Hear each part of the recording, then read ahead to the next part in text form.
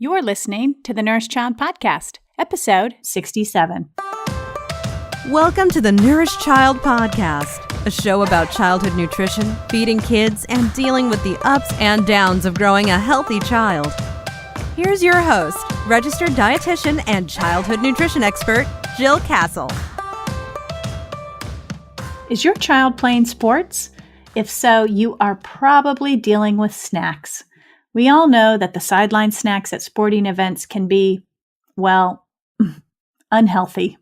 Sometimes parents and coaches are at odds with each other as they try to fuel their athletes. Fruit battles against cupcakes, water versus juice box. Who wins? Who loses? My guest today is part of my Let's Get Real series, and we're chatting about team snacks. Are they really fuel for our youngsters or just for fun? You can find today's show notes over at jillcastle.com/067. That's 067 for episode number 67. This episode of the Nourish Child Podcast is brought to you by Eat Like a Champion, the sports nutrition course for young athletes. What a young athlete eats, when they eat, and how they fuel their body can be the secret sauce to their success. Yet so many young athletes don't know how to fuel for performance. My sports nutrition course changes all of that. When young athletes take this course, they learn the fundamentals of fueling with food, from the role of protein and carbs and where to find them in food, to the timing of eating for training and competition, and much more. I've helped many young athletes take their athletic performance to the next level by coaching them through the foundation of a performance diet.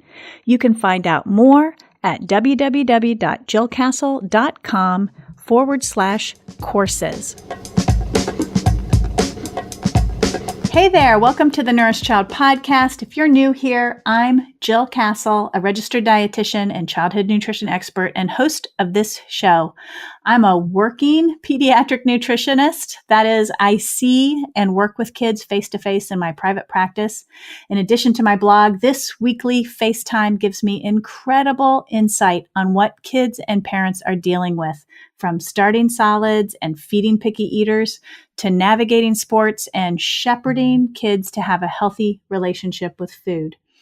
I also get to speak to large groups of professionals and organizations. Recently, I was in New York City speaking to a group of parents for a large corporation. While the topic was around smart strategies for everyday feeding, and there are so many strategies we can be using, the questions that came up at the end of my presentation were so varied.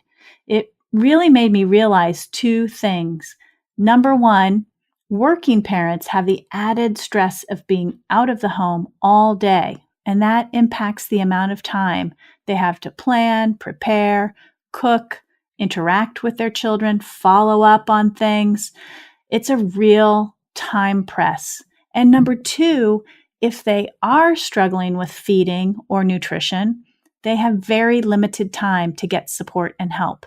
When you're working an 8+ hour day, there's no time to get to the nutritionist. So while my private practice keeps me on the pulse, speaking in front of groups of parents is a reminder that while nutrition information is out there, literally at our keyboards, time is a big constraint to tapping into it. I think podcasts are an efficient way to get information to the working parent. Commuter travel time isn't an ideal time to learn. Also, online programs, which I have a few of them, and I know that you've probably heard me mention the ADHD program, which is new and starting in the next week or two in October. They're another great way to learn on your own time. I feel strongly about meeting parents where they're at, and while face-to-face time is wonderful, it's not a reality for working parents. So are you a working parent, or do you know of one? Share this podcast with them and others you enjoy and help you be a better parent. There are tons of them out there. I belong to the Parents on Demand Network, which is a network of over 35 parenting podcasts ranging across a variety of topics.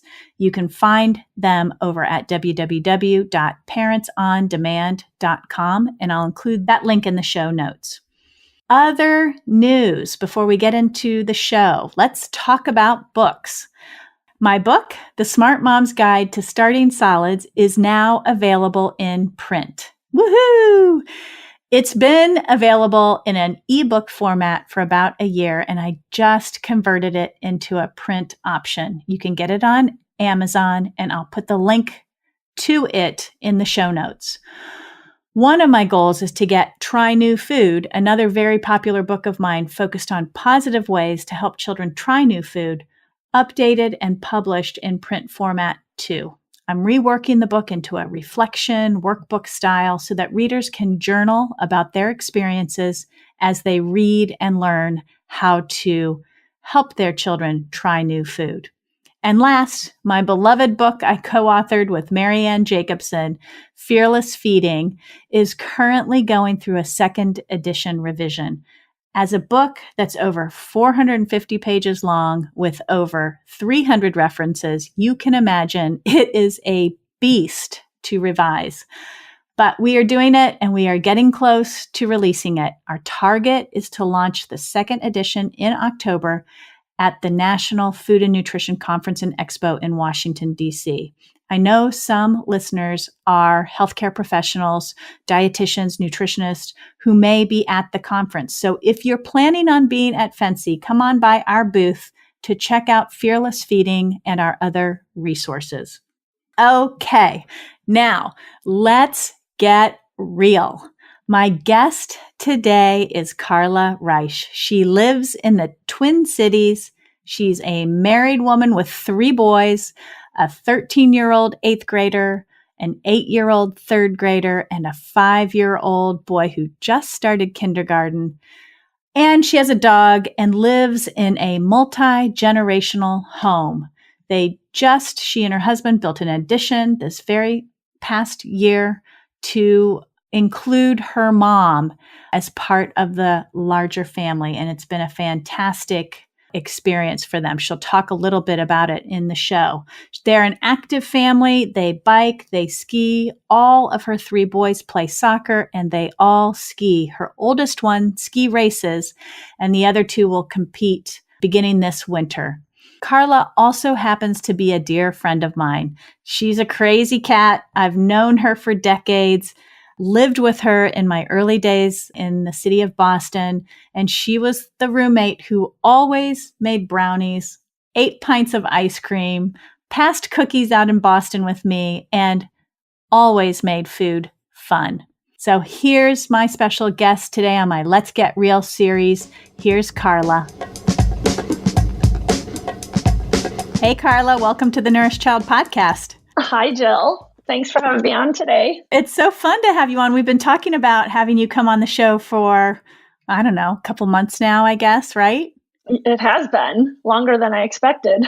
I know. It's hard to coordinate schedules. And I think, but before we dig into this topic of, sports snacks, we should really kind of come clean on how we know each other. How clean? Yes. Well, that sounds like it's really loaded with a bunch of dirty, secrets, but we have no dirty secrets. We're actually quite good friends. You're a dear friend of mine and we've been dear friends for decades. Really, when we think back on it, was it the early 90s that we lived together in Boston? I think it was even a little bit before that.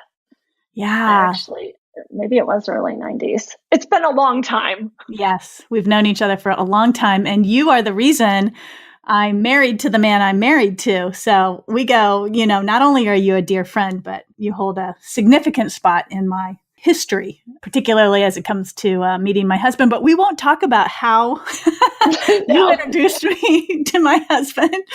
But now, we live far apart. We try to see each other whenever we can. I actually will probably be in Minnesota, I think, this spring. So I'm hoping to see you again. But tell everybody, who you are and what you do, who your family of orientation is, all that good stuff. Okay, great. Let's see. I live in the Twin Cities. So we live just west of Minneapolis. And I'm from Chicago originally, and that will kind of factor in a little bit later in the show.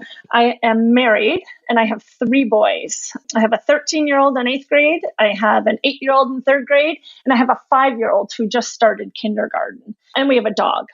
Let's say we also, just a little bit on our home life, we also have a multi-generational home, which I think is kind of cool and a little bit different. We put an addition on a few months ago, and my mom, who was living in Chicago, moved here.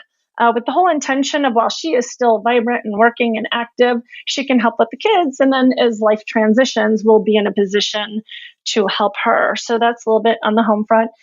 Super active, full family. I work from home. We are super active physically. We play a lot of what we do recreationally is moving our bodies. I would say we go on bike rides and hikes, and we shuttle kids to a lot of sports. We ski as a family, and I don't know. We have a full, fun, active life. I don't know. Does that kind of sum things up a little bit? Yeah. How long have you been in Minnesota now? I have been in Minnesota about 20 years. Oh my goodness. About 20 years. Yes. And before this, I've lived, we met in Boston. I've lived all over the place. Yeah. Kind of like me. Yes. Hopefully we're kind of settled now. I think so. So you're on the show. This is a Let's Get Real series that I have where parents, come on and share their stories. And you're here today to share with everybody this whole idea of, team snacks. And particularly since you're the mom of 3 active athletes, the big question is, are team snacks fuel or are they just for fun? So, and just a little background, when I was a young athlete and I played basketball in high school, I tell this story whenever I give a talk about sports nutrition, but in high school, there was never encouragement to bring water. There were never snacks. I would go from lunch where I probably ate like one of those big, huge, big as your head yeast rolls that were homemade in the cafeteria to sports practice 3 hours later with no snack. And maybe 1, maybe 2 breaks to take a water break at the water fountain, but nobody carried a water bottle. It was really like the emphasis on sports nutrition. There was absolutely none. And then my kids who are now, young adults in their early 20s and teenagers, when they were young and they started out playing soccer, it was always, the rule was oranges and water. That was all we could bring. That was it. But now, today, I would say the last 5 to 10 years, the snacking landscape has changed dramatically. So what would you say, in your experience, the snacking landscape for your boys looks like today? Well, that's interesting because it's even changed. I have a 13-year-old and he's in his 7th year of playing traveling soccer. And in the beginning, it was just like little snacks. They would like do some little snacks after games, but it was nothing big. But it has really changed a lot should I talk about what happened this spring? Or let's just say it's abundant and crazy of the amount of snacks and the effort into providing snacks for the kids. Mm-hmm. And how do the kids perceive them? Do they go to practice looking forward to the snack break or the games, or are they focused on the sport and playing? I mean, has it shifted their mindset at all, having all these snacks around? I think it has shifted. With my oldest, he just loved to play soccer. I mean, he just loved to kick the ball and run around. And, now with this last round where I had 2 kids just start this last year, they would go to the games and, they would maybe get some leftover snacks. So there's definitely a growing connection between these sports and the snacks they're going to get. Mm-hmm. But I don't think they need it. Mm-hmm. Like they just want to go and play. Like we would never sign up our kids and say, you're doing this sport, so they just go because they want to, but there starts to be this little like, well, what's our snack going to be? How do snacks operate on your son's teams? Does everybody bring their own, or is there a snack assignment? Kind of take my listeners through, what your scenario looks like. Okay. So for my oldest, he's 13. He plays a high level of soccer and there are no coordinated snacks. Kids go to practice, or if we have local games, there's nothing. There will be the occasional, and this is really diminishing. If it's someone's birthday, maybe they'll bring something to share afterwards. Now, my So I had an 8-year-old and a 5-year-old start recreational soccer this past spring. And that's where this whole thing happened, because literally after the first, they sent out sign-up sheets for not only practices, but for games. And these games are silly. I mean, the 5-year-olds just run around. They just run around and in like a scrumming and kick at each other. And it's a half an hour, maybe it's an hour. And I remember the first time after a game, like my son walked off like the thing with like a cupcake and like a Gatorade or something. And at least for our schedule here, his games for my 5-year-old were at 5:30 at night. So they'd end at 6:30.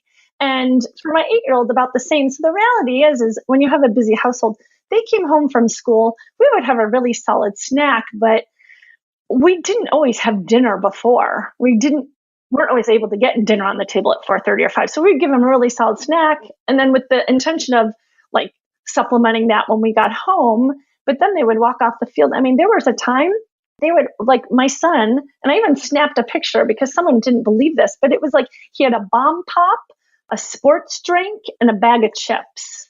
There were dilly bars, there were this, there were that. And that's how this whole thing started, because not only was it not, I would say, necessary, it interfered with like dinner and our food intake. Yeah. So he would come home and not be hungry, I assume. No, not at all. Yeah. So pretty frustrating as a parent to have, not only see your child, walk off after having some healthy physical activity, but walk off the field with snacks that are not healthy, but then add insult to injury, have it completely interrupt dinner. Oh, yeah, totally. And we are no saints. You know this about me, Jill. I love my sweets. I love me. You've been the recipient of many pans of brownies I made or the pints of ice cream. We are not saints, and we're not trying to say people can't have any of this, but it was, I guess more than anything, I was shocked. Mm-hmm. I was actually just kind of stunned, like, wow, I just didn't even think this would happen, especially since my oldest team is not like that. So it took me by surprise. So you've really seen, like between your older and your younger one, so a span of 8 years, you've really seen things change just with that. For sure. And I will say we moved a year ago, and we had been with one soccer club, and now we're in this one. And the old soccer club at some point did send down an email saying, hey, let's try, if you are going to bring snacks, let's, gave some suggestions and healthier. And maybe it's just a difference between clubs but I don't think so. I see it with other, clubs too. Yeah. Well, I think you're not alone in that feeling of being frustrated, because I know I work with families, and a lot of times families are, working really hard to put healthy meals on the table and make sure their kids are sitting down for snacks and eating balanced, combinations of foods. And then they feel like they send their child out into the world to sports or to church even, or schools, and they feel like all their efforts are sabotaged and wiped away by what's offered to their children outside. I think the irony is that a lot of parents, and I certainly as a parent and a professional, see it ironic as here we are signing our kids up for some healthy physical activity, and then we're giving them food that completely counteracts it in most cases. No, I totally agree. We are fortunate because I think genetically our kids are pretty lean. Mm-hmm. So we don't worry about that, but that's not what the most of the US is like. And you do see that with kids. We're not trying to maintain weight control. It's just like overall general health. Mm-hmm. Are they going to sleep well? Are they going to be crabby at home? Part of it is just really selfish. I want my kids to have good food so they don't beat each other up all day long at home, and they sleep well and they go to sleep and they're not cranky. Yeah. Well, exactly. And fuel is fuel, whether you're an athlete or not. Food is the way that you feel your body and your brain. And it does have an impact on your mood and your emotional state and your ability to just regulate yourself throughout the day, especially young children. No, I agree. And as we've been in a lot of transition this last year with moving and renovating and not being able to control food as much in a healthy way, we've definitely seen that when you let it go too much, what it looks like. Mm-hmm, mm-hmm.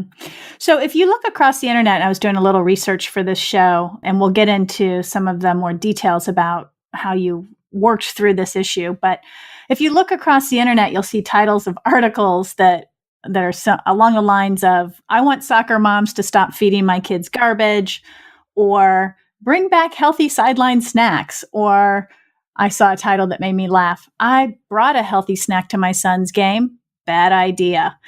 So I had that experience. Did you? What happened? I did. Well, we'll get into a little bit more detail in the spring, but I thought, no, I can't sit here and bring something, if, I was assigned for snacks. So I went to the co-op and I found, and, we were playing, it was like 85 degrees. So I thought, like, I'm just going to get one of those fruit-based, like agave popsicle kind of things, all these frozen bars. And the kids didn't like them. That was the thing too. They were like watermelon. They're really like good, low sugar, but they were yummy. If you were in a Latin American country or an Southeast Asian country, like that is what they, do for their cold sweets. But I was really surprised. A lot of the kids didn't even like them. I still think I have a box of them in my freezer from this summer. Well, did they try them, or did they just look at them? They tried them. Oh, recognize them? No, they tried them.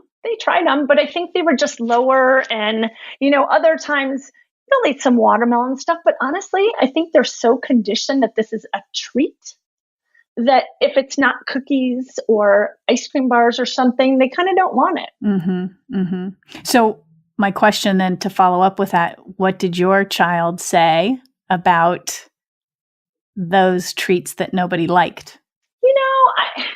I don't think kids hang on to stuff too much. I think he was bummed, but we're also, my 8-year-old said to me yesterday, Johnny from school, his parents let him, be on the iPad a half an hour every night. And, so I'm that parent, we also really limit that as well. So they're used to that. And we talk about that, but, I'm sure he would have rather had a bomb pop, but sure. Oh well.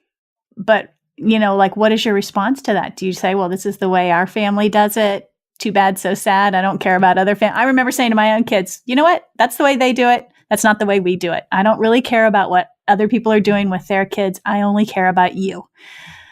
No, I care about all people, but to make the point. No, absolutely. They hear that from a lot, and, what they hear mainly from me is, like, everybody does things differently. Like, every family has different values and priorities, and they do things differently. And this is just what we feel is important for us. And I will tell them, honestly, it would have probably been a lot easier to stop at Cub Foods and get this, but then I'm not making the right choice. I'm making the easy choice for our family. So they hear that. They're used to that, So when you hear those article titles, I brought a healthy snack to my son's game, bad idea, or I want soccer moms to stop feeding my kids garbage, what do you think of that? Well, the nice thing, when you sent me those links, I thought, oh, so I'm not alone, because sometimes I feel like I am alone with this and with some of this. And I think part of it is people are so busy. I think people are really busy, and you just, sometimes we just do things in life without thinking. It just, like, whatever it is becomes normal. And so it kind of made me chuckle and realize, okay, I'm not alone. It struck a chord. Why do you think, I know you're talking about why you're on this quest, but why do you think other parents might be on the quest to offer healthier options? And what are you hearing about this, if anything at all, from other parents that you know? Do other parents care about it as much as you do? I don't know. I will say a lot of my friends, we share a lot of the same values. I will say socially, politically, food, as far as foodie sort of approach to things. But, my kids will go, well, I like going to their house to play because they have, they have the chips you don't let us have. So I don't know if they do. I'm not sure. I don't hear people speaking up. I will say, so I'm from Chicago. I've lived all over, but I live in Minnesota. And culturally, it's a little bit different here. The roots of Minnesota are Scandinavian. People tend not to speak up. I wouldn't say it's frowned upon, but people kind of keep to themselves or don't make a big stink. On the East Coast, it'd be very different, or the West Coast.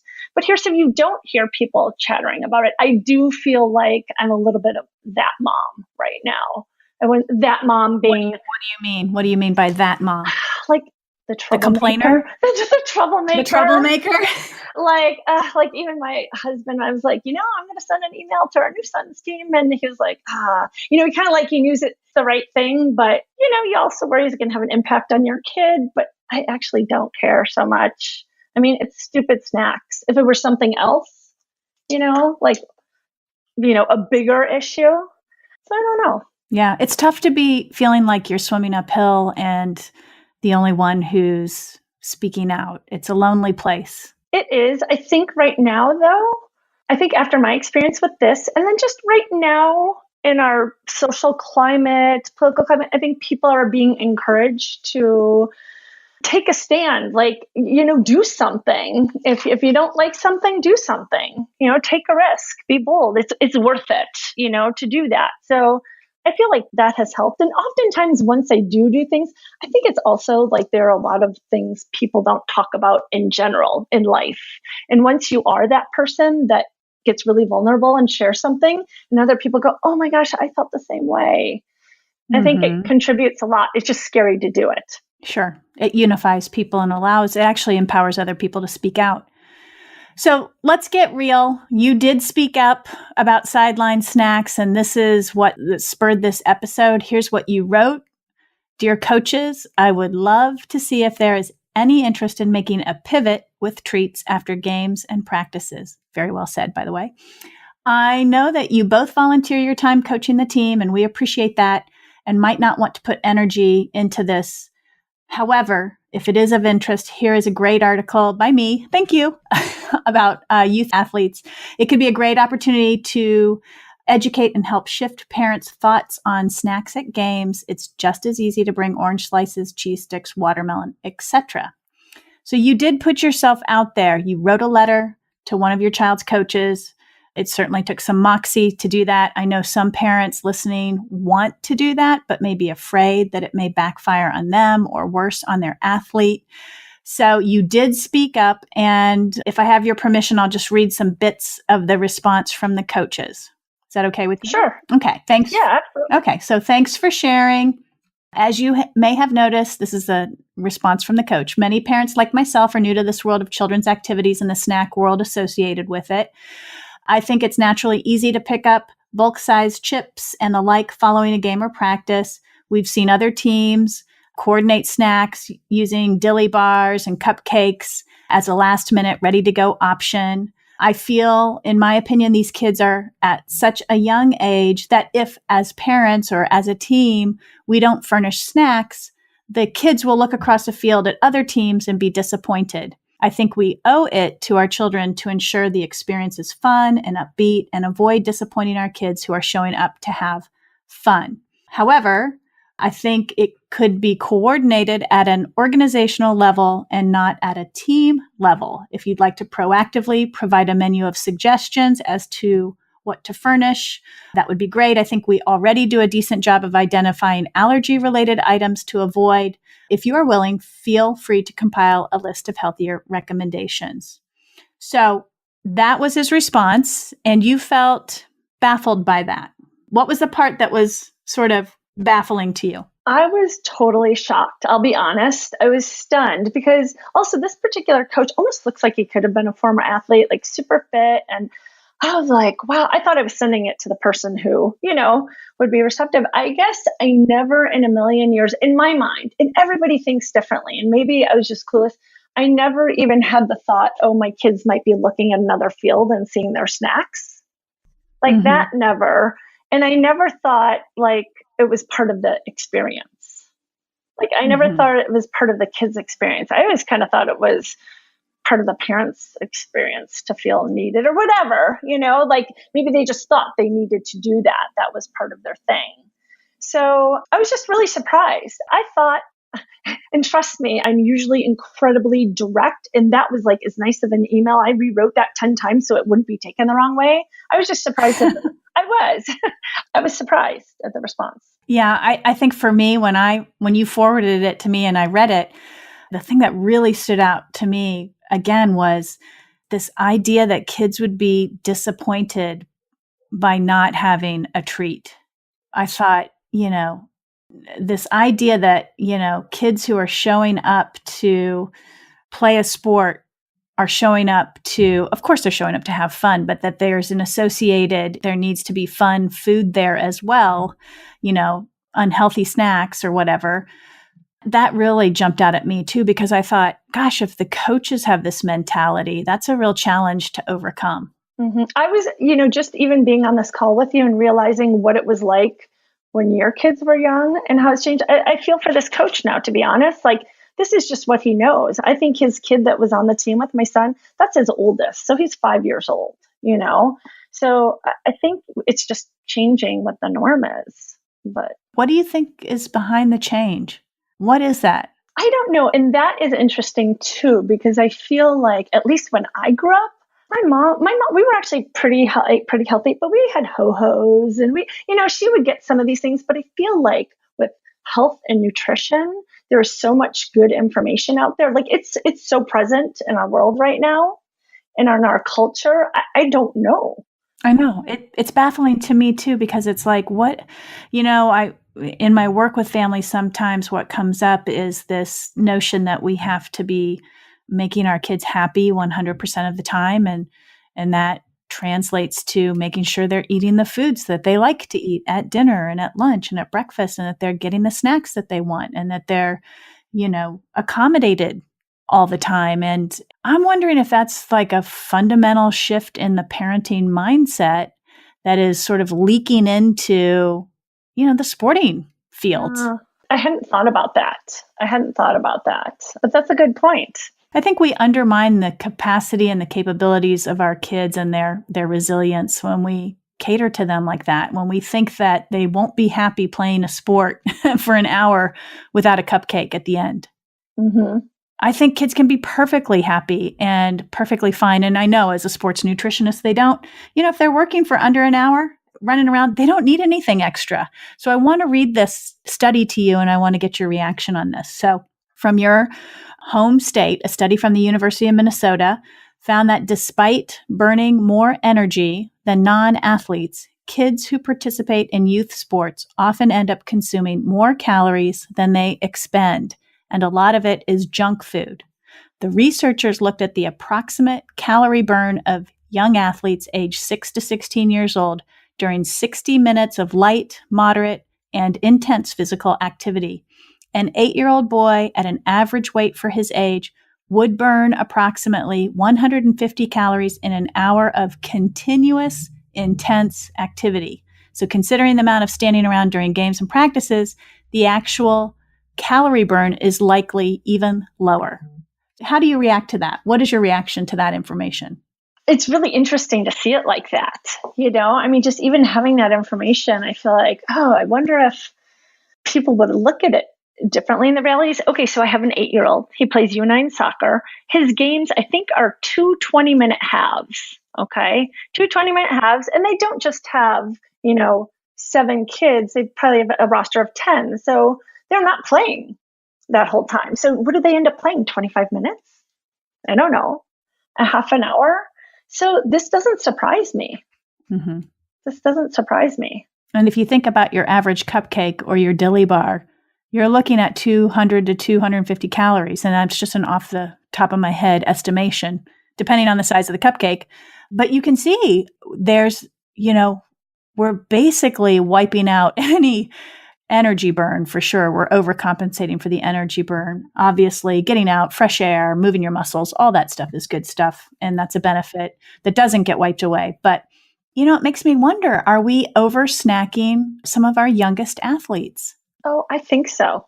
I really do, because my oldest never, there'd be some stuff. Like I said, within the last few years, it was more of like if a kid had a birthday, and that's even, now that he's 13, that's really stopped. But, he's telling, like, kids, people would bring cupcakes or something for after if there was a game and it was a kid's birthday.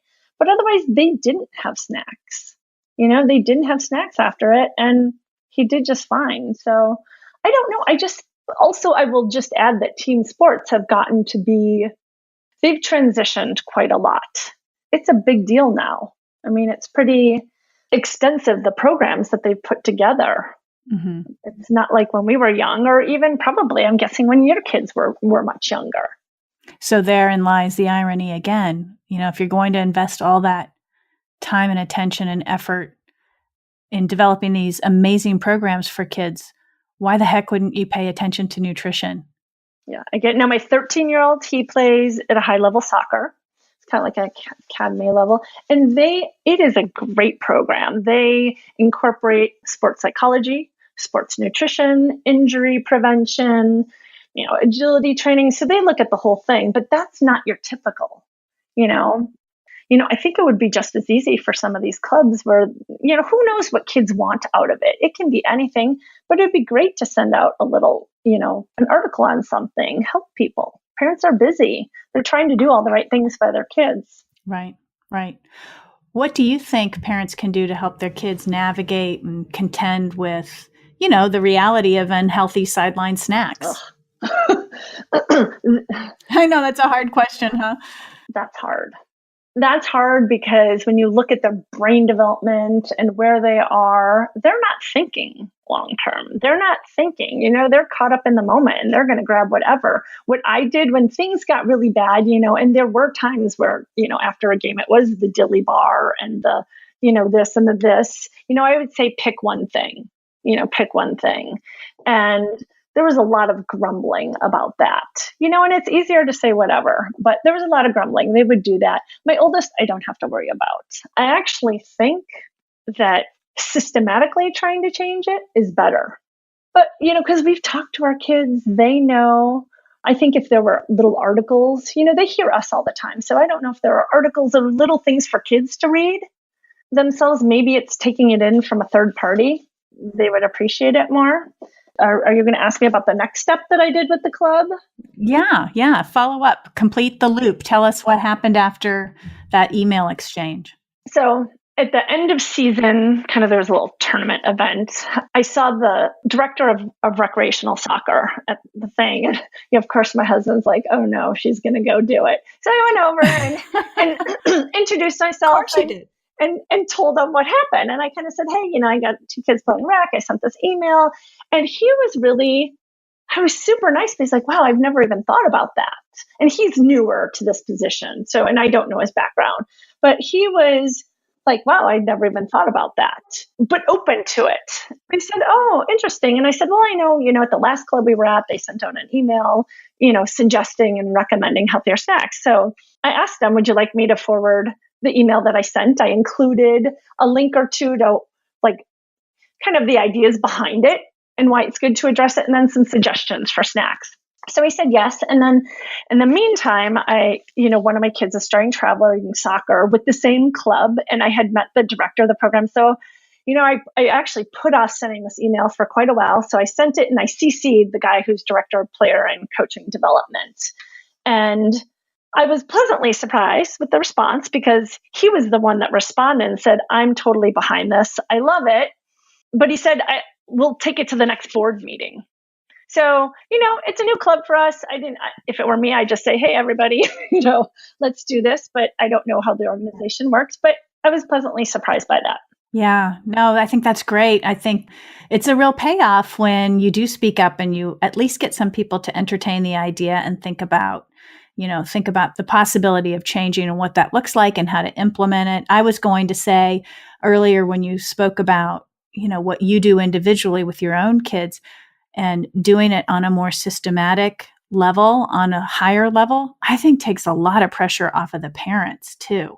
Yeah, that's a good point. When you shared with me this study from the University of Minnesota, I actually also thought, wow, if I can get a link, I will follow up on my email and send that to them. Because I think that also takes the pressure off the club. Like, hey guys, look, here's some really good information, parents. And we want to support you supporting your growing children, young athletes, etc. Mm-hmm. And here's why we made the decision to only do oranges or only do fruit and water, or and just for the listeners out there who might be sitting there thinking, well, what are good snacks on the soccer field or on, the field hockey field or the football field? Water as the primary hydration source is always good. And I use the over-under rule, over an hour and in really hot and humid temperatures.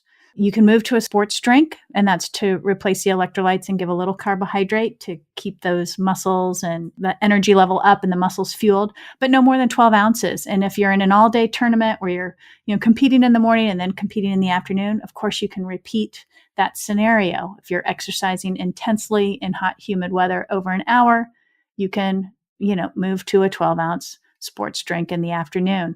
And then in terms of food for kids on the soccer field, high water content fruit, things like oranges and watermelon, exactly what you just said, are good options for young athletes. So kudos to you for taking on this challenge and getting the ball rolling. I'm curious if you've gotten any feedback from parents, any negative feedback, because you indicated that you're quote unquote the troublemaker. Has anybody said you're a troublemaker other than your husband, or are you just getting that vibe? I'm just putting it on myself. It's a little self-talk because my 8-year-old just started on a traveling soccer team, and the manager sent out a link saying, "Hey, I'm going to be sending out a sign up genius, like a little link thing for everybody to bring snacks after games." And so I just sent her kind of a similar email just saying, "Hey, before this goes out, we have a great opportunity to maybe suggest some healthy stuff, and I'd be happy to give you some suggestions." And she ended up just sending out a email to the whole team saying, we're going to forego snacks for this fall due to I think food allergies and other concerns, and we'll take it up later. So Do you think you were the other concern? I think I was the other concern. And, realistically, I've been traveling to out-of-state tournaments and stuff with my oldest, so I have not met her in person. And I didn't even want to send that email until I met her in person. But then I thought, you know what? I just need to send it. We have an opportunity before it goes out. So hopefully I'll get to know her and we can establish a little relationship and I can talk to her. Well, anytime you advocate or you're an activist for something that you believe in, and in this case for, snacks for young athletes, not only are you helping your kid, you're helping other kids too, and doing the right thing. So kudos to you. Thank you for sharing your Let's Get Real story with my audience. Thanks. And like I said earlier, I want people to know that we are not purists. I have taken my kids to Dairy Queen after a big win. We just try to eat healthy most of the time. Yeah, it's all about balance. We eat unhealthy foods here too. It's all about striking the balance and figuring out the balance that's going to work, not just for your kid, but when you're on a team, it's got to be a balance that works for the whole team too. So thank you for that, Karla. Thanks for coming on the show. Okay. Thank you, Jill. It was fun to do it with you. Yeah. Awesome to have you here. This podcast is a proud member of Parents on Demand, a network of high-quality shows for families just like yours. Download our free network app on Apple and Android and listen to your favorite episodes on the go. Okay, everyone, I hope this episode was helpful to you. I certainly enjoyed having one of my dearest friends ever on the show. Thanks to Karla for getting real with us about sports snacks on the soccer field. If you have a Let's Get Real story, shoot me an email at jill@jillcastle.com and let's talk about getting you on the show. If you're miffed about the food your young athlete is seeing on the sidelines and at halftime, let me hear your thoughts about it. Go to jillcastle.com/067 and comment on the show notes, or head over to Facebook and the Nourish Child page and sound off there. I always post the episode there on the day it releases. The other thing I want to tell you about is my friend and fellow dietitian Sally over at Real Mom Nutrition created a movement called Snacktivism.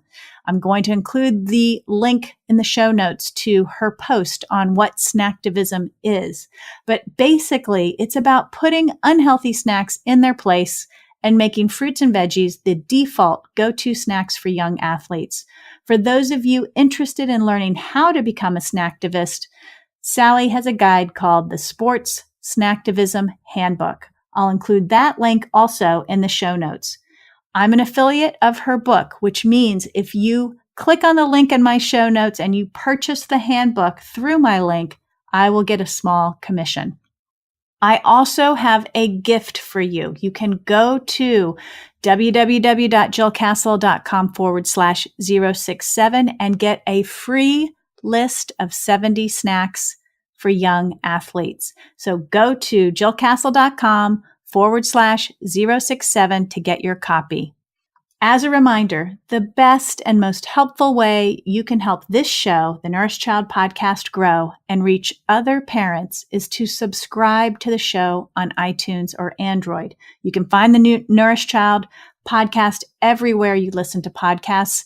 Go to the podcast app on your iPhone, click the search icon and type in the Nourished Child. Click on the cute little logo and then click on the subscribe button to the right. It's super easy. I'm so happy you joined me today. Listening and learning is always a good thing. If you have ideas or topics you'd like to hear about, let me know. If you want to be on my Let's Get Real series, let me know. Whether you have a young athlete or not, make sure you give that child in your life, big or small, a loving squeeze today. Bye for now. Thanks for listening to the Nourished Child Podcast, where the #1 goal is to help you grow a nourished child, inside and out.